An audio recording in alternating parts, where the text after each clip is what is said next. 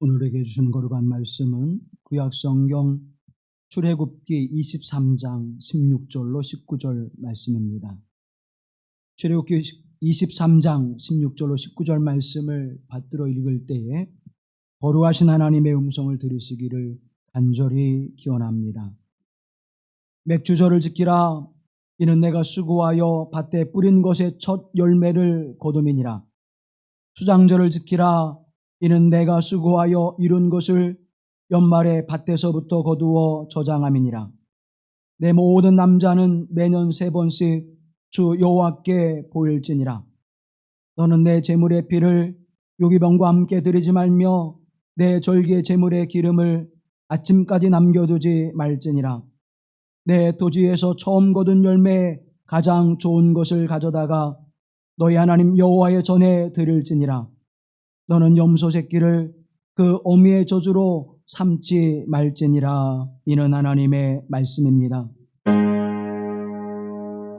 아멘, 아멘,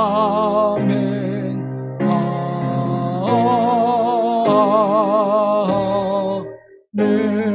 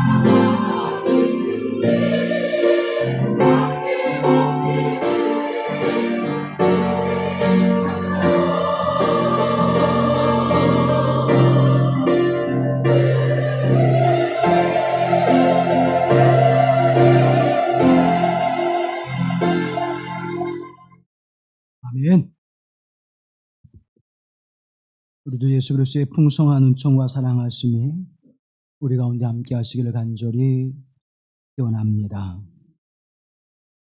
심리학자인 헤르만 에빙하우스라고 하는 독일의 사람이 기억에 대한 연구를 했습니다. 사람들이 어떠한 사건과 이야기를 듣고 얼마나 그것을 잘 기억할 수 있는가에 대한 연구를 이제 하게 되어지고, 그 연구 결과 망각곡선과 그리고 간격 효과라고 하는 것을 발견하게 됩니다. 망각곡선이라고 하는 것은 시간이 지날수록 학습한 내용을 잊어버리게 되는데, 그것이 어떠한 모습으로 이루어져 가는지를 그래프를 통해서 도식화한 사람이 이 에빙하우스입니다. 간격의 효과는 우리가 가지고 있는 감각의 기억, 단기의 기억, 장기의 기억이 있는데, 그 감각으로 받아든 기억을 단기의 기억으로, 단기의 기억을 장기의 기억으로 이제 우리 안에 저장하게 되어지는 그것이 일정한 간격을 두고 반복했을 때에 효과적으로 나타난다고 하는 사실을 발견하게 되어집니다. 의미 없이 우리가 어떤 이야기를, 단어를 들을 때에는 우리 머릿속에 단 1초만 머물고 사라져 버린다는 것. 또 우리가 학습하고 또 눈여겨 들었을지라도 그것이 우리 안에서 반복되어져 단기와 장기의 기억으로 옮겨가지 않으면 20분 경과되어지면 47%를, 이틀이 지나면 66%를, 6일이 지나면 75%의 학습되어진 것들이 다 잊혀지고 만다고 하는 것입니다. 우리가 집중해서 꼭 기억해야지 하고 그렇게 애쓰고 수고해도 그것이 반복되어져 우리의 장기 기억에 들어가지 않으면 대부분의 것들은 약 일주일이 지나면 70에서 80%가 잊혀진다는 거예요. 금방 듣고도 잊어버리는 것이 있는가 하면, 감각적으로 들었는데 그것이 기억에 남는 경우가 있습니다. 그 이야기를, 그 학습되어진 내용을 내가 어떻게 받아들이냐에 따라서 그것을 쉽게 잊어버리기도 하고 오래도록 기억하기도 하는 것이 바로 망각의 곡선 속에서 주어지는 일반적인 우리의 삶의 모습이라고 이야기합니다.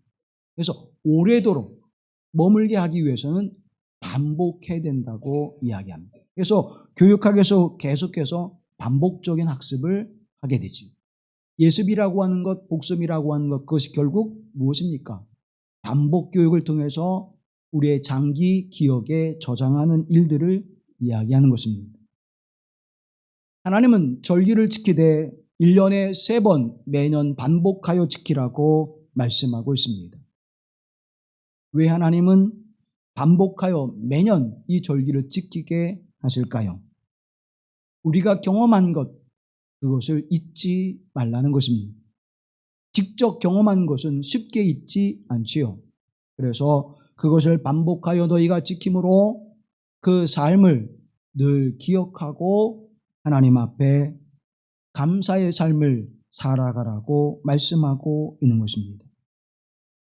출애굽을 통해서 광야의 삶을 지나서 이제 가나안 땅에 정착하는 삶을 살았던 이스라엘의 역사 속에서 그 어느 것 하나 하나님의 손길이 미치지 않는 곳이 없음을 기억하고 하나님과 동행하며 그 은혜를 베푸신 하나님 앞에 감사의 삶을 살아가라고 말씀해주고 있습니다. 6월절 절기가 태양력으로 3에서 4월 사이를 6월절을 지키게 했고 5월과 6월 사이에 매추절기를 지키게 했습니다. 그리고 9월과 10월 사이에는 수장절을 지키게 했습니다.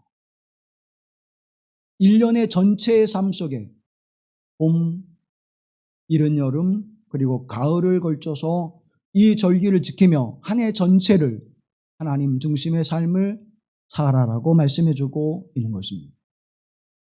6월절은 우리가 잘 알고 있는 것처럼 이스라엘 백성들이 애굽에서 종노릇 하다가 하나님의 구원의 손길을 통하여 해방되어지는 사건을 기념하라고 말씀하셨습니다.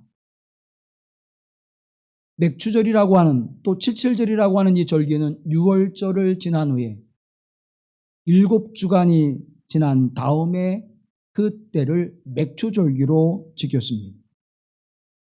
이 맥추절기를 지키는 이유 중에 하나는 이들이 가나안 땅에 들어가 처음 씨앗을 뿌리고 열매를 거두었던 때를 기억하는, 수확을 거두었던 때를 기억하여 하나님 앞에 감사의 절기를 지키라고 말씀합니다. 그래서 이 맥추절기는 또한 초실절이라고도 부르고 있습니다. 그리고 이스라엘 백성들이 추수를 해서 그것을 곳간에 거두어드리는 수장절, 오늘 우리가 지키고 있는 추수감사절을 이야기합니다. 이 초막을 짚고서 이제 하나님께서 주신 그 은혜를 기억하며 장막 속에 살았던 광야의 삶 속에 아무것도 거두어들이지 못했던 삶 속에서 이제는 땅을 소유하게 되고 그곳에 정착하여 씨를 뿌리고 열매를 거두게 하시는 하나님의 은혜, 그래서 곳간에 곡식을 쌓아두게 하시는 하나님의 은총을 찬송케 하시는, 이스라엘 민족이 애굽에서는 목축업을 그리고 광야에서도 유목생활을 했었던 그들의 삶이 이제는 가나안 땅에 들어와 정착하면서 정주하여 농경문화를 살아가는 삶의 모습으로 바뀌어지는 삶 속에서도 하나님은 경제적인 방식이, 삶의 방식이 바뀔지라도 하나님께서 베푸신 은혜임을 기억하라고 말씀하면서 이 새 절기를 지키라. 그리고 반드시 이 절기 앞에 남자들은 나와 하나님 앞에 나타내 보이라고 말씀하고 있습니다. 삶의 방식이 달라졌습니다. 종에서 광야를 떠도는 인생의 나그네의 모습으로 이제는 적과 끓는 가나안에 정착하면서 농경문화 속에서 정주하는 삶의 모습으로 바뀌었습니다. 어떤 삶의 형편과 방식이, 환경이, 여건이 달라졌을지라도 언제나 하나님을 기억하며 하나님 앞에 감사의 삶을 살아가라고 말씀하고 있습니다. 오늘 본문의 말씀 19절 말씀에 보면 내 토지에서 처음 거둔 열매의 가장 좋은 것을 가져다가 너희 하나님 여호와의 전에 드릴지니라고 말씀합니다. 가장 좋은 것을 가져다가 여호와의 전에 드리라. 하나님의 탐욕함과 욕심을 말하고 있는 것이 아닙니다. 가장 좋은 것, 이 모든 것이 전부 하나님의 것임을 고백하는 믿음으로 가장 좋은 것을 하나님 앞에 드리며 그 첫 열매를 드림으로 말미암아 이제로부터 이후에 수확되어지는 모든 것이 하나님의 은혜임을 기억하라고 말씀하고 있는 것입니다. 그러므로 맥추절기를 지키라고 하는 이유는 무엇일까요? 이스라엘 민족에게 있어서 보리는 그렇게 큰 의미 있는 곡식이 아닙니다. 밀을 수확하여 밀을 주식으로 삼는 그들에게는 그저 봄으로부터 여름에 지나고 가을에 추수할 때까지 연명하게 하는 그런 과정에 있는 곡식에 지나지 않습니다. 또 이스라엘 백성들에게는 물론 우리에게도 마찬가지죠. 오늘날 우리가 맥추절기를 지킬 수 있는 이유는 뭡니까? 특히 현대 사회를 지나가는 우리의 삶 속에서 보리 수확은 우리에게 그렇게 큰 의미가 없습니다. 또 농사를 짓는 사람들에게도 보리의 수확은 그렇게 큰 의미가 없지요. 그럼에도 불구하고 왜 우리가 맥추절기를 지켜야 될까요? 그것은 맥추절기를 지킴으로 인하여 하나님께서 우리 과거에 어떻게 은혜를 베푸셨는지를 기억하라고 말씀해 주고 있는 것입니다. 애굽에서의 노예 생활을 떠나 광야의 삶, 그리고 이스라엘 백성들이 가나안에 정착했던 그 삶의 모습을 기억하며 하나님께서 베푸신 은혜를 늘 기억하고 감사하라고 말씀합니다. 출애굽기 23장 15절 말씀에 보면 무교병의 절기를 지키라고 말씀합니다. 그리고 하반절에는 이는 그달에 내가 애굽에서 나왔음이라고 말씀하고 있습니다. 6월절 절기를 지키는 이유는 재앙의 천사가 그 진노를 넘어가게 함으로 말미암아 장자된 것, 짐승의 첫 새끼가 되어주는 것들이 죽지 않고 살아난 생명의 역사를 기억하는 절기입니다. 긴박한 그 순간 그들은 허리에 띠를 띠고 지팡이를 붙잡고 신을 신고 음식을 먹으며 출애굽의 역사를 단행했습니다. 이 긴박한 역사 속에서 그들이 할 수 있는 것은 아무것도 없었습니다. 오직 하나님의 은혜로 바로를 이스라엘 백성들에게서 이제 무릎을 꿇게 하시고 이스라엘 백성들을 자유케 하는 그 일을 위하여 하나님은 바로의 왕의 무릎을 꿇게 하셨습니다.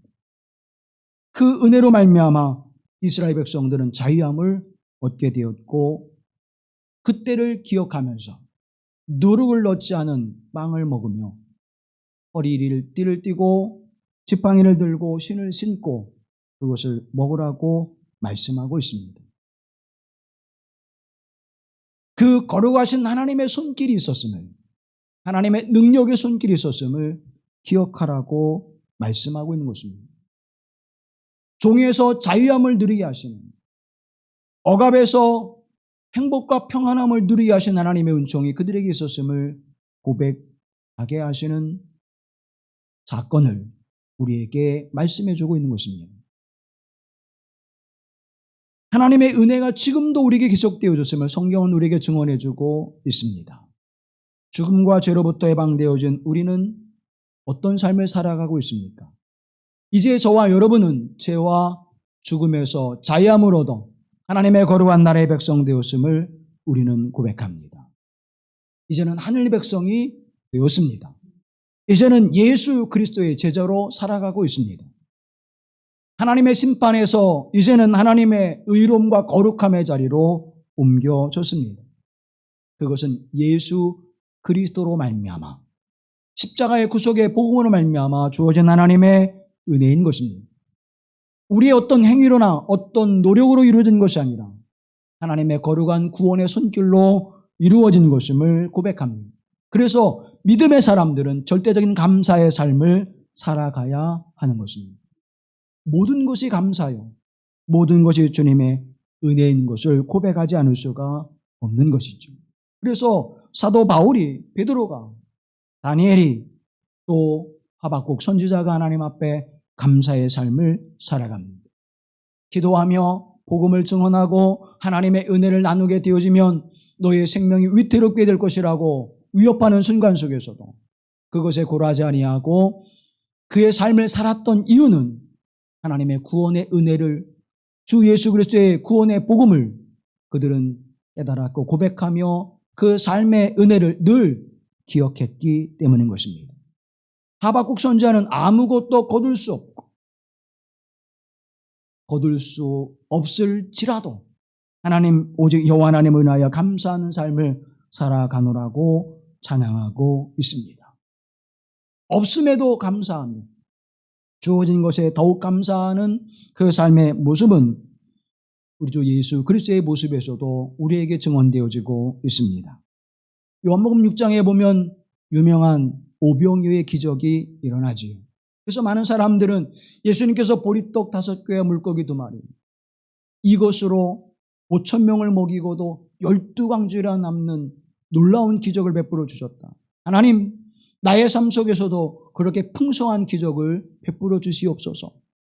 우리는 그곳에 초점을 맞추고 그 이야기를 듣기를 즐겨합니다. 그러나 사랑하는 여러분, 5,000명을 먹고도 남는 12광주리의 역사는 어디에서 시작이 되었습니까? 보리떡 5개와 물고기 2마리라고 하는 어린 아이의 도시락으로부터 시작이 되었습니다. 성경학자들은 남자의 수가 5,000이었고 그곳에 어린아이와 여자까지 합치면 거의 2만 명의 사람들이 그곳에 운집했다고 전하고 있습니다. 그러면 그들에게 보리떡 5개와 물고기 2마리는 어떤 의미가 있을까요? 가치 없는 도시락이었습니다. 의미가 없는 것이었습니다. 소용이 없는 것입니다. 있으나 만한 것이었습니다.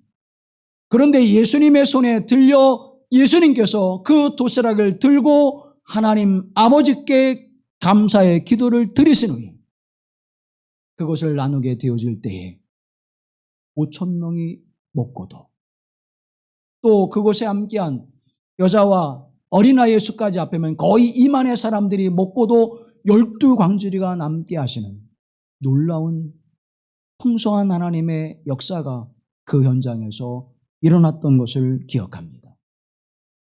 사랑하는 성도 여러분, 우리는 오늘 우리 손에 쥐어진 것에 불만족하며 살아가고 있지는 않습니까? 보잘것없는 것, 하찮은 것, 있으나 만한 것. 하나님, 왜 내게는 이렇게 연약하며 부족한 것이 있습니까? 내게는 왜 있으나 만한 것, 그저 평범한 것, 누구나 다 가지고 있는 것, 그러한 것들만 내게 주어져 있습니까? 우리는 가치 없는 것으로, 소용없는 것으로, 만족하지 못하는 것으로 그렇게 고백하며 원망과 불평, 그리고 좌절과 절망 속에 우리는 살아갈 때가 있습니다. 우리의 현실을 바라보면서 우리는 만족해하지 못하는 삶을 살아가지요. 그러나 그것에 감사의 기도를 드린 후에 12광주리가 남는 풍성함과 부유함의 은총은 감사의 기도로부터 시작됐다고 하는 사실을 기억하십시오. 또 예수님께서는 나사로의 무덤 앞에서도 아버지여 내 말을 들어주심에 감사나이다라고 고백합니다. 죽은 자를 살려내시는 놀라운 역사를 베풀게 하신 하나님의 은혜를 감사했던 것이죠. 그러나 예수님께서는 이렇게 놀라운 기적과 이적의 순간만 감사한 것이 아니라 고라신과 벳세다에서 복음을 증언했지만 그들이 그 복음을 받아들이지 않고 거부했을 때에도 예수님께서는 감사를 드렸습니다. 마태복음 11장 25절 말씀에 바라보면 아버지여 이것을 지혜롭고 슬기 있는 자들에게는 숨기시고 어린아이들에게는 나타내심을 감사하나이다. 저들은 복음을 받아들이지 않았지만 순수한 어린아이와 같은 마음을 가진 자들, 그 어린아이들에게 하나님의 복음이 증거되어지고 나타나게 하심을 감사했던 것입니다. 복음이 거절되어지고 예수님을 받아들이지 않았던 상황 속에서도 예수님은 감사의 기도를 드렸던 것입니다. 오늘 우리에게 있는 삶의 모습 속에서 우리는 얼마나 많은 것들에 감사를 놓치고 살아가고 있습니까? 오늘 우리가 이 하루를 살아가면서 하나님 앞에 거룩한 예배에 참여할 수 있는 것은 나의 의지로 이루어지는 것이 아닙니다. 하나님의 은혜가 아니면 오늘 저와 여러분의 생명이 이곳에 함께 모여 예배할 수 있는 순간을 우리에게 허락하셨을까요? 지난밤 우리의 생명을 거두어가셨다면 오늘 우리는 이렇게 눈을 마주하면서 하나님께 예배할 수 없었을 것입니다. 내게 주신 하나님의 거룩한 사역과 직분들이 나로 인하여 하나님께 영광을 돌리게 하시고 하나님의 거룩한 일에 참여하게 하시는 은혜, 이것 또한 감사인 것입니다. 부족하지만, 미약하지만, 내가 가진 열정과 열심과 또 재능이 부족하지만 이것이라도 주님, 하나님의 영광을 위하여 하나님의 교회를 선하게 하며 덕을 세우며 사랑을 나누는 거룩한 교회로 세워가는 일에 쓰임받게 하심을 감사합니다. 사랑하는 성도 여러분, 내가 넉넉한 모습으로 내 사랑하는 부모를 공경하지 못하지만 내 부모를 사랑할 수 있는 마음을 주시고 내 자녀들에게 풍족한 것을 줄 수는 없지만 그들을 사랑할 수 있는 마음을 주셔서 하나님 앞에 살아갈 수 있도록 우리의 발걸음을 인도하심을 감사합니다. 큰 대형교회여서 모든 것을 편리하고 누구나 자랑스럽게 여길 수 있는 교회는 아니지만 그러나 이 작은 교회에서도 자유롭게 하나님을 찬양하며 예배하며 믿음의 사람들과 함께 살아갈 수 있는 은혜를 베풀어 주신 것도 감사한 일인 것입니다. 내가 부유한 자로 많은 것들을 나누며 나를 나타내 보이지 못할지라도 내게 주어진 것에서 작은 것을 나누며 그리스도의 사랑과 은혜를 함께 공유할 수 있는 것도 감사한 일인 것입니다. 오늘 우리에게 주어지는 이 삶의 모습 속에서 이 모든 것을 허락하신 하나님, 그분이 나의 하나님 되심을 고백하며 그 구원하신 하나님, 우리의 은혜가 되시는 하나님, 우리에게 은총을 베푸신 하나님을 늘 기억하면서 하나님의 손에 의하여 이루어지는 삶인 것을 고백할 수 있는 믿음의 사람들이 되어지기를 주님의 이름으로 기원합니다. 이것을 기억하라는 것입니다. 내가 하나님 앞에 은혜가 없고 감사가 없고 믿음의 삶이 요동칠 때에 나를 구원하신 하나님의 은혜를 기억하십시오. 나를 부르셔서 하나님의 자녀 삼으신 하나님의 은혜를 기억하십시오. 내가 하나님 앞에 부르심을 받아 그 구원의 은혜에 감격하여 하나님 앞에 감사하며 찬양했던 그 순간을 기억하십시오. 그러면 오늘 여기에서도 우리는 감사의 삶을 살아갈 수 있을 것입니다. 또 하나의 사실은 모든 것에 열매를 주신 하나님을 감사하라고 말씀해 주고 있는 것입니다. 내게 좋은 토지와 그리고 씨앗이 있을지라도 그곳에 열매를 맺게 하시는 분은 하나님이시라고 하는 사실입니다. 씨앗을 뿌려도 적당한 습도와 기온과 바람이 이루어지지 않으면 결코 열매를 거둘 수가 없습니다. 많은 농지를 소유했을지라도 그곳에 비가 내리지 않으면 곡식을 자라게 할 수 없다고 하는 사실입니다. 씨앗을 뿌리고 그것을 기르고 열매를 거두게 하시는 모든 과정은 하나님의 은혜 안에서 주어진 것임을 기억하십시오. 그래서 첫 열매를 거두는 순간 이 모든 것이 하나님의 은혜입니다를 기억하라고 말씀해주고 있는 것입니다. 그러면 이 거룩한 맥주의 절기를, 이 감사의 절기를 우리가 어떻게 지켜야 될까요? 출애굽기 23장 17절 말씀에 바라보면 내 모든 남자는 매년 3번씩 주 여호와께 보일지니라고 말씀하고 있습니다. 6월절과 맥주절, 수장절 이 3번의 절기를 통해서 하나님 앞에 나오라고 말씀해주고 있습니다. 20세 이상이 된 남자들은 의무적으로 하나님의 성전에 올라가 예배하라고 말씀하고 있는 것입니다. 아니, 명령하고 있는 것입니다. 왜 남자를 이야기할까요? 20세 이상 된 남자는 이스라엘 민족이 인구 조사를 할 때 20세 이상 된 남자를 셌습니다. 그것은 나라를 위해서 싸울 수 있는 장정을 이야기하고 그 장정들은 한 가정을 대표하는 사람으로 여겼기 때문입니다. 사랑하는 성도 여러분, 남자 20세가 된 남자의 수를 세워진 이유는 바로 여기에 있습니다. 한 가정을 대표하는 사람입니다. 다시 말하면 온 가정이 하나님 앞에 나와 예배하는 것을 상징적으로 우리에게 말씀해주고 있는 것입니다. 그러므로 이스라엘 백성 모든 백성들이 하나님 앞에 나와 그의 존재를 드러내라고 말씀하고 있는 것이죠. 하나님 앞에 보일지니라고 하는 그 말씀은 하나님 앞에 나타나라라고 하는 말씀이죠.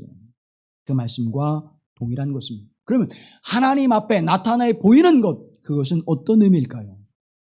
하나님 중심의 삶을 살아가라고 말씀하고 있는 것입니다.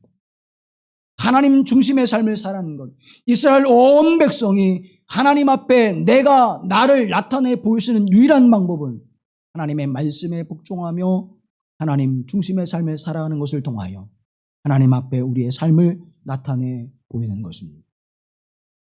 하나님의 거룩하신 존재 앞에 하나님을 더욱 깊이 인식하고 그 하나님의 베푸신 은혜를 소망하며 성도가 하나님 중심의 삶을 살아가는 것을 통해서 맥주 절기를 지키라고 우리에게 말씀하고 있는 것입니다. 두 번째 말씀하는 것은 하나님 앞에 빈손으로 나아가지 말라고 말씀하지요. 신명기 16장 16절 이하의 말씀을 바라보면 이렇게 증언해주고 있습니다. 내 하나님 여호와께서 택하신 곳에서 여호와를 배웁되 빈손으로 여호와를 뵙지 말고 각 사람이 내 하나님 여호와께서 주신 복을 따라 그 힘대로 들을지니라. 빈손으로 드리지 말라는 것입니다. 빈손으로라고 하는 그 말은 히브리어의 원어 속에서 공허하게 헛되이라고 하는 뜻을 가지고 있습니다. 빈손으로 나오지 말라고 하는 이야기는 헛되이, 공허하게 하나님 앞에 나오지 말라는 것입니다. 꼭 물질을 지칭하는 것이 아니라는 것이죠. 내가 의미 없는 모습으로 하나님 앞에 나오지 말라는 것입니다. 감사와 감격과 감동이 없는 모습으로 하나님 앞에 나오지 말라는 것입니다. 하나님 앞에 합당한 예물을 드리며 기꺼이 감사함으로 하나님 앞에 예물을 드리되 그 마음을 담아 드리라는 것입니다. 구걸하는 사람에게 그저 동냥하듯이 그렇게 드리지 말라는 것입니다. 하나님의 은혜를 기억하고 그 은혜에 감격하여 감사함으로 기쁨과 자원과 기꺼이 하나님 앞에 드려지는 믿음으로 하나님 앞에 나오라고 말씀해주고 있는 것입니다. 신명기 16장 10절 말씀에 내 하나님 여호와 앞에 칠칠절을 지키되 내 하나님 여호와께서 내게 복을 주신 대로 내 힘을 헤아려 자원하는 예물을 드리라고 말씀합니다. 17절 말씀에는 각 사람이 내 하나님 여호와께 주신 복을 따라 그 힘대로 드릴지니라고 말씀합니다. 출애굽기 23장 15절 이하의 말씀을 바라보면 빈손으로 내 앞에 나오지 말라고 말씀하고 있습니다. 하나님 앞에 나아갈 때에 감격함으로 감사함으로 예물을 드리라고 말씀하고 있는 것입니다. 그런데 이 예물을 드릴 때에 기꺼이 즐겁게 드릴 수 있는 그 모습은 무엇입니까? 명령했기 때문에 드린다면 기꺼이 자원하는 마음이 없을 것입니다. 즐거운 마음이 없을 것입니다. 하나님의 은혜를 경험한 자들만이 하나님 앞에 기꺼이 기쁨으로 힘을 다하여 예물을 드릴 수 있는 것입니다. 다시 말하면 하나님의 은혜를 받으라는 것이에요. 하나님의 은혜를 일상의 삶 속에서 경험하라는 것입니다. 사랑하는 성도 여러분, 여러분의 일상의 삶 속에서 하나님의 은혜가 매일 경험되어지고 그 은혜로 말미암아 감사의 삶을 살아가는 은혜가 임하기를 주님의 이름으로 간절히 기원합니다. 나를 죄악에서 구원해 주셨고 광야 같은 이 세상 속에서 나와 함께 동행하여 주시며 하나님의 은혜로 말미암아 진정한 평안과 기쁨을 누리게 하신 하나님 그 하나님 앞에 내가 주의 은혜를 주신 대로 예물을 드리며 감사합니다. 내게 베푸신 하나님의 은혜를 헤아려 주님 앞에 예물을 드립니다. 내게 베푸신 하나님의 은혜를 따라 기꺼이 자원하는 마음으로 하나님 앞에 나와 예물을 드리오니 하나님 바다를 합하여 주시고 하나님의 영광을 나타나게 하옵소서. 하나님 앞에 감사하는 삶의 모습을 통하여 내 존재가 하나님 앞에 있음을 기억하여 주시사 주의 복을 더하여 주옵소서. 그럼 왜 내 마음을 하나님 앞에 드리고 하나님 내가 감사의 표현을 하면 됐지 예물을 드리라고 말씀하고 있을까요? 예수님께서 말씀합니다. 내 보물이 있는 곳에 무엇이 있도다? 내 마음이 있느니라. 물질이 있는 곳에 내 마음이 가기 때문에 그 물질과 함께 마음을 하나님 앞에 드리라고 말씀해주고 있는 것입니다. 다시 말하면 행위뿐만 아니라 마음을 담아 하나님 앞에 예물을 드리라고 말씀하고 있는 것입니다. 기꺼이 자원하는 마음으로 하나님께서 베푸신 은혜를 따라 주의 앞에 감사의 삶을 피워나십시오. 근데 그것이 감사의 절기일 뿐만 아니라 일상의 삶 속에서 매일매일 그것이 경험되어지는 오늘 하루를 하나님 열어주신 하나님 앞에 감사하며 또 오늘을 살아가게 하신 하나님 은혜에 감사하며 이 고난과 어려운 삶의 여정 속에서도 하나님을 바라보며 소망 가운데 살게 하신 것을 감사하며 이 힘들고 고통스러운 여정 속에서도 그저 있음에 감사할 수 있는 믿음의 사람들이 되어지기를 주님의 이름으로 기원합니다. 왜 절망하고 낙심합니까? 왜 원망하고 불평합니까? 왜 우리의 믿음이 흔들립니까? 없음을 바라보기 때문입니다. 자꾸 없는 것만 바라봅니다. 나는 이런 능력도 없고 이런 재능도 없고 이런 물질도 없고 이런 힘도 없고 자꾸 없는 것을 바라보니까 우리는 원망하게 되고 불평하게 되고 절망하게 되고 그리고 하나님 앞에 믿음이 흔들리는 삶의 모습을 살아갈 수밖에 없는 것입니다. 지금 내게 있음을 기억하십시오. 하나님, 내가 이제 편안히 누울 수 있는 자리가 있음을 감사합니다. 내가 사랑할 수 있는 자녀가 있음을 감사합니다. 내가 사랑할 수 있는 가족이 있음을 감사합니다. 내가 섬길 수 있는 부모가 있음을 감사합니다. 나와 함께 믿음의 거룩한 삶을 살아갈 수 있는 믿음의 형제와 자매들이 있음을 감사합니다. 내가 다른 사람의 눈치를 보지 아니하고 당당하게 나와서 하나님 앞에 예배할 수 있는 예배의 처소가 있음을 감사합니다. 다른 교회 가면 어때요, 여러분? 다른 교회 가면 굉장히 어색하죠. 눈치를 봐요. 누가 눈치를 주지도 않는데 눈치를 보게 되죠. 조심스럽습니다. 근데 내가 다니는 교회에 들어오면 어때요? 마음껏 자유롭게 하나님 앞에 기쁨으로 예배할 수 있지요. 사랑하는 성도 여러분, 우리에게 주어진 것, 우리에게 있음에 얼마나 감사합니까? 비록 비가 새서 누덕이 되었어도 그것을 막으면서 편안하게 예배할 수 있는 것, 편안하게 쉴 수 있는 것, 함께 사랑과 섬김의 삶을 나눌 수 있는 곳이 있는 것, 얼마나 감사한 일입니까? 사랑하는 성도 여러분, 있음을 바라보면서 내 일상의 삶 속에서 늘 감사가 끊이지 않는 삶을 살아갈 수 있게 되기를 주님의 이름으로 기원합니다. 그리고 이웃과 함께 즐거워하며 이 감사의 절기를 지키라고 말씀합니다. 신명기 16장 11절 말씀을 다 같이 보겠습니다. 너와 내 자녀와 노비와 내 성중에 있는 레위인과 및 너희 중에 있는 객과 고아와 가부가 함께 내 하나님 여호와께서 자기의 이름을 두시려고 택하신 곳에서 내 하나님 여호와 앞에서 즐거워할지니라. 아멘. 함께 뭐 하라고요? 즐거워할지라. 누구 앞에서? 여호와 하나님 앞에서.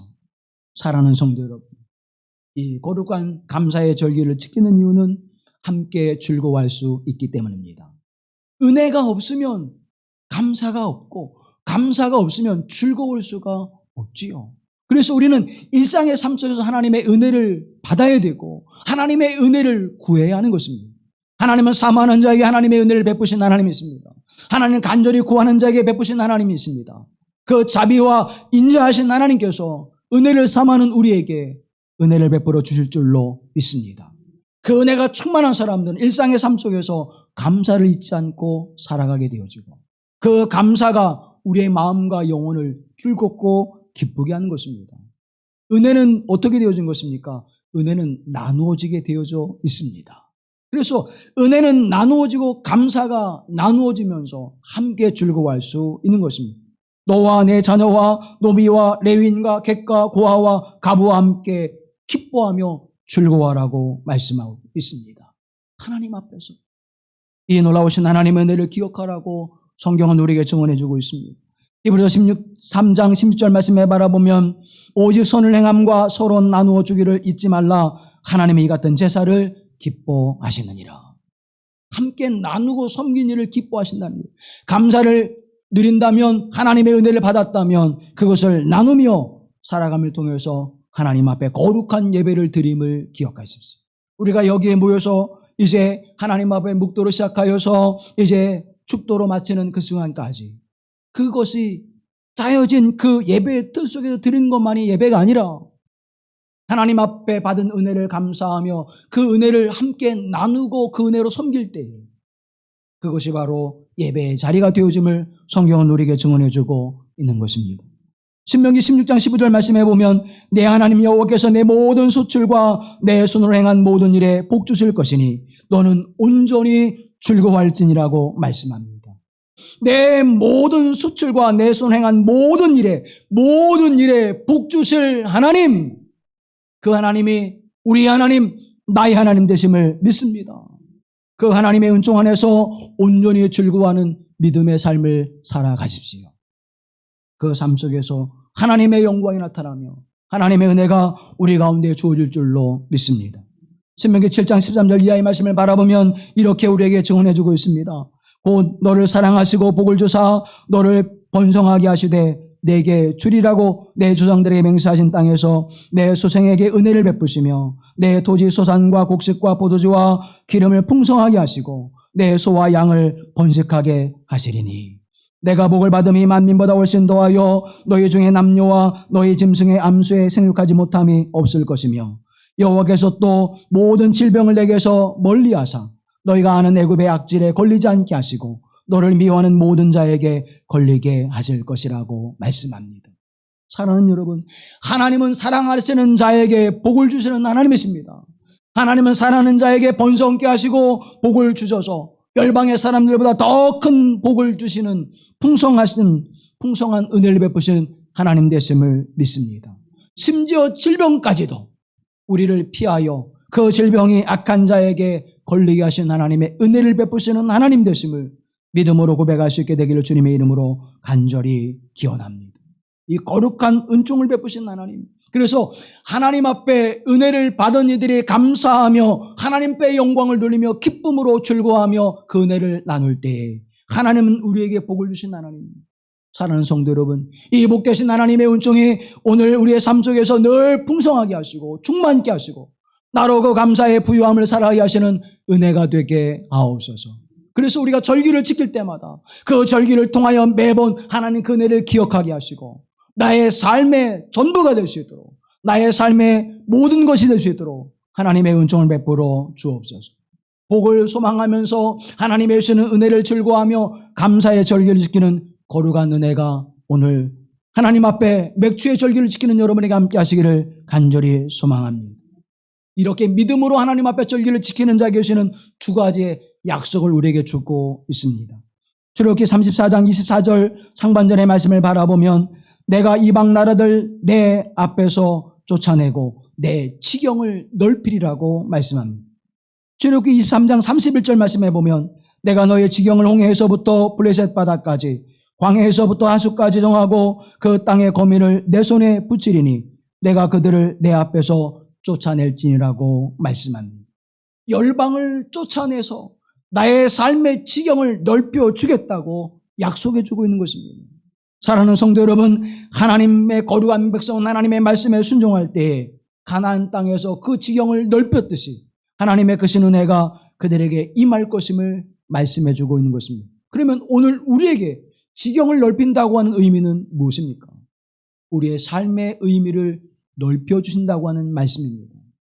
내가 살아가는 이 삶의 자리에서 더 많은 감사를 느끼게 하시고 더 풍성하고 부유한 하나님의 은총을 누리게 하시는 은총을 우리에게 베풀어 주신다고 하는 사실입니다. 알면 알아갈수록 기쁨이 더해지는 것처럼, 알면 알아갈수록 그 은혜가 깊어지는 것처럼 우리의 삶의 지경이, 믿음의 고백의 넓이가 더욱 풍성해진다고 하는 사실을 기억하십시오. 오늘 우리에게 주신 하나님의 은혜인 것입니다. 아브라함을 할 때 믿음의 은혜를 경험하게 되어집니다. 이삭을 배울 때 순종의 은혜를 경험하게 됩니다.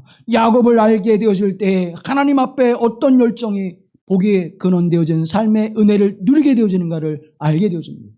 다윗을 배울 때 하나님의 언약과 약속 속에 순종하는 그 삶의 모습을 통하여 그 믿음이 어떻게 견고히 세워져 가고 하나님의 복과 은혜를 누리는지를 우리는 알게 되어집니다. 아브라함만 할 때는 믿음의 역사를 알지만 다윗을 할 때는 하나님의 언약과 성취와 믿음에 흔들리지 않은 복을 누리게 하시고 모세를 알게 되어질 때는 영적 권능과 능력이 어떻게 하나님 앞에 나타나는지를 알게 되어지며 엘리야를 알게 되어질 때는 하나님의 능력과 권세가 어떠한 모습으로 나타나는지를 우리가 알게 되어지는 것입니다. 점점점 하나님을 알아가면 알아갈수록 말씀을 알아가면 알아갈수록 말씀의 깊이에 묵상이 되어질 때마다 더 풍성한 하나님의 은총을 누리게 하시는 것처럼 이 하나님의 은혜가 여러분의 삶 속에 더욱 지경을 넓히게 하시는 은혜가 되기를 주님의 이름으로 간절히 기원합니다. 은혜를 더욱 누리십시오. 그래서 은혜를 받은 자는 은혜의 풍성함을 알기에 더 풍성한 은혜를 간구하고 사모하게 될 수밖에 없는 것입니다. 더 많은 은혜를 누리며 더 풍성한 하나님의 은총을 누리는 하나님의 사람들이 되어질 주님의 이름으로 기원합니다. 출애굽기 34장 24절 하반절에 보면 내가 매년 3번씩 여호와 내 하나님을 배우려고 올 때에 아무도 내 땅을 탐내지 못하리라고 말씀합니다. 이 말씀은 어떤 말씀입니까? 내 땅을 탐내지 못하리라, 침략하지 못하게 하나님이 막아주신다는 것입니다. 오늘 저와 여러분의 삶의 터전을 하나님이 지켜주시고 보호해주시고 하나님의 거룩한 은총으로 인도해 주심을 말씀해주고 있는 것입니다. 원수들에게 빼앗기지 않게 하신다는 것입니다. 사단을 통하여 역사할 때에도 하나님은 우리를 지켜주시리라고 말씀해주고 있는 것입니다. 사단이 내게 미혹과 유혹한 삶을 통하여 나를 걸려 넘어지게 할 때에도 하나님의 강원능하신 팔을 펴서서 우리를 붙들어 주시고 미혹과 유혹되지 않고 하나님 앞에 말씀 안에 견고히 서게 하시는 복된 은총을 우리에게 약속해 주고 계시는 것입니다. 푸른 초장, 맑은 시냇가로 목자 되신 하나님께서 우리를 인도해 주시듯이 우리의 삶의 여정 속에서 나를 그렇게 인도하신 하나님, 그 하나님의 은혜가 우리에게 약속되어졌음을 기억하십시오. 일상의 삶 속에서 감사의 삶, 그 거룩한 하나님의 은총을 경험하는 자들에게 지경을 넓혀주시고 하나님께서 보호하시며 지켜주시고 인도해 주시는 놀라우신 하나님의 은혜가 우리 가운데 함께 하소서. 어떤 어려움과 어떤 환경과 어떤 요건 속에서도 감사의 삶을 살아가게 하신 하나님의 은총이 안전하게 우리를 지켜주시고 보호해 주시는 하나님의 언약의 말씀이 오늘 감사의 절기를 지키는 저와 여러분에게 이루어지기를 주님의 이름으로 간절히 소망합니다. 한때 해가 지지 않는 나라로 유명했던 영국이 무너지기 시작했습니다. 산업화를 이루면서 물질이 풍성해집니다. 나라가 강성해졌습니다. 그런데 경제적 위기를 맞이하면서 나라가 무너지기 시작했습니다. 빈부의 격차가 심해졌고 연일 폭동이 일어나며 도덕적 타락이 일어나게 되어집니다. 젊은이들도 노인들도 어린아이들도 희망이 없는 삶을 살아갑니다.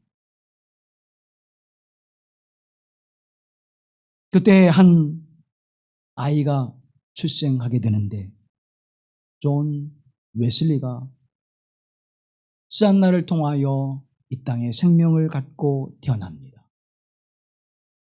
목회자의 아내로 힘들고 가난한 삶을 살았지만 19명의 자녀를 낳은 이 수잔나는 하나님의 말씀과 기도로 그들을 양육하며 길렀습니다. 가난에 굴하지 않고 약한 것에 굴하지 않고 지식에 자랑하지 않고 영적인 하나님의 은혜를 소망하면서 그 자녀들을 기르고 양육했습니다. 요한 웨슬리와 찰스 웨슬리가 옥스퍼드 대학에 이제 들어가서 하나님의 말씀과 기도로 새로워지자고 하는 마음을 갖게 되고 신성클럽이라고 하는 홀리클럽을 만들게 되어집니다. 그리고 4명의 사람들이 모여서 그곳에서 기도하기 시작합니다. 수천 명의 옥스퍼드의 사람들이 어떻게 변할 수 있을까? 4명의 사람들이 말씀과 기도로 변화된다고 한들 수천 명의 젊은이들이 캠퍼스에 있는 그들이 변화되어 놀라운 역사를 이뤄낼 수 있을까? 아무도 희망하지 않았습니다.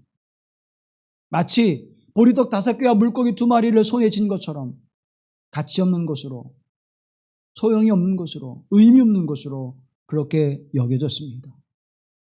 이 4사람이 함께 하나님 앞에 기도할 때 그 역사는 주위의 사람들에게 던져지게 되어지고 저들은 규칙적으로 말씀과 기도하는 사람들이라 그래서 메소디스트 규칙적인 사람들이라고 하는 그 별명이 그곳으로부터 발생이 되어진 것입니다.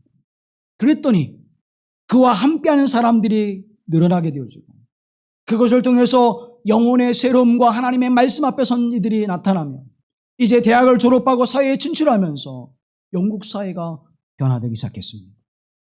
영국의 대부흥의 역사가 영적 부흥의 역사가 일어나게 되어집니다. 존 웨슬리와 찰스 웨슬리를 통해서 엄청난 하나님의 역사가 일어나게 되어지고 이제 영국은 신사의 나라로 불려지게 되는 명성을 얻게 되어집니다. 4명의 사람들이 하나님의 말씀과 기도를 통해서 일상의 삶 속에 감사를 잊지 아니하고 하나님의 은혜를 경험하게 될 때 한 나라를 새롭게 하는 놀라운 역사를 이루게 하신 하나님, 여러분에게 주어진 것이 작을지라도 아니 내 손에 주어진 것이 없을지라도 하나님 나에 있는 이 모습 그대로 받으셔서 하나님의 놀라운 역사를 이루어내실 줄로 믿습니다. 일상에서의 감사를 잃어버린 사람에게는 이 놀라운 기적이 일어나지 않지만 일상에서의 감사를 잊지 않고 그 은혜를 경험하는 사람들에게는 이 놀라운 역사가 일어나게 될 줄로 믿습니다.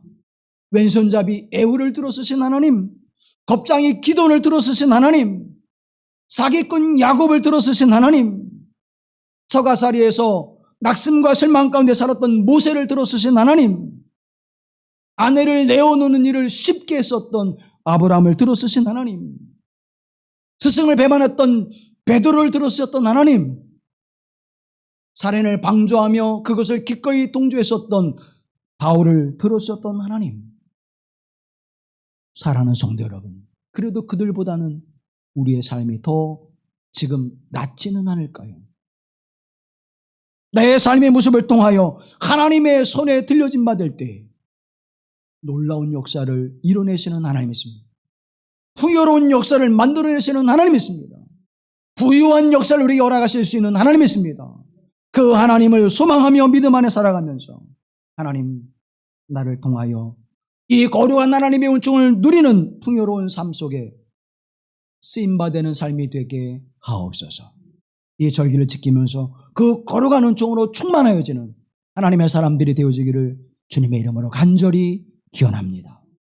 자비로우신 아버지 하나님, 오늘 하나님 베푸신 은혜를 기억하게 하시고 나를 죄와 죽음과 어둠에서 영원한 심판의 자리에 놓을 수밖에 없는 자를 구원하여 주시사 하나님 백성 되게 하시고 하나님 거룩한 나라를 유업으로 이을 자가 되게 하여 주옵시며 하늘길을 걸어가는 복된 삶을 허락하신 하나님 앞에 감사하며 찬양과 영광을 올려드리게 하옵소서.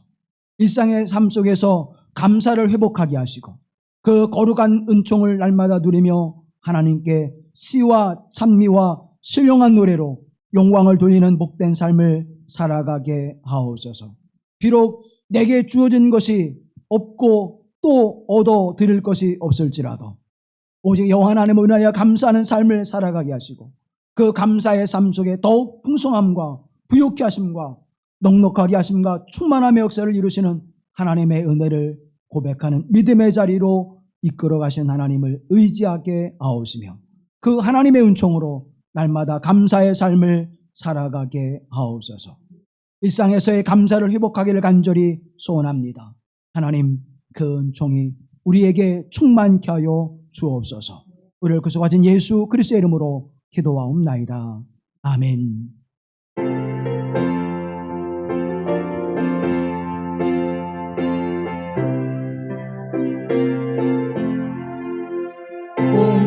공중나는 새를 놓아 농사하지 않으며 곡식 모아도 가난히 드린 것이 없어도 세상 조가나는 주님 새를 먹여주시니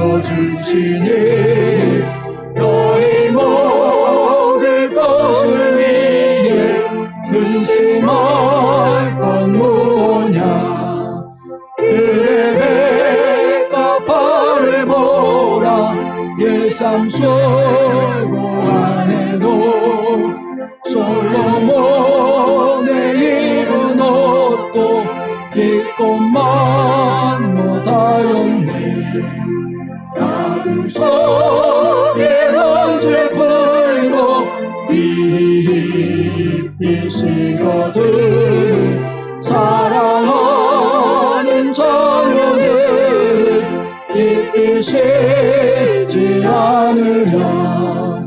너희들은 세상에서 무엇 먹고 마시며 무슨 옷을 입고 살까 염려하지 말아라. 이는 예방 사람들이 간구하는 것이니 너희 하늘 아버지는 너희 심판하신다. 너는 먼저 주의 나라 그 일을 구하면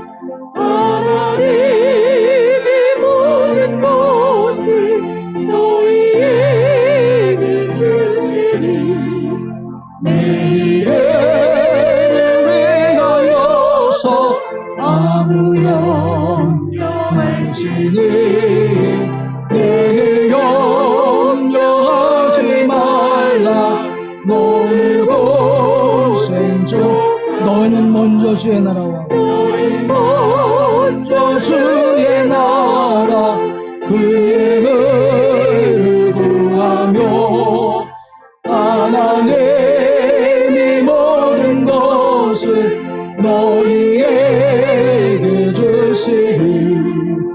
내일을 위하여서 아무 염려 말지니 내일 염려하지 말라.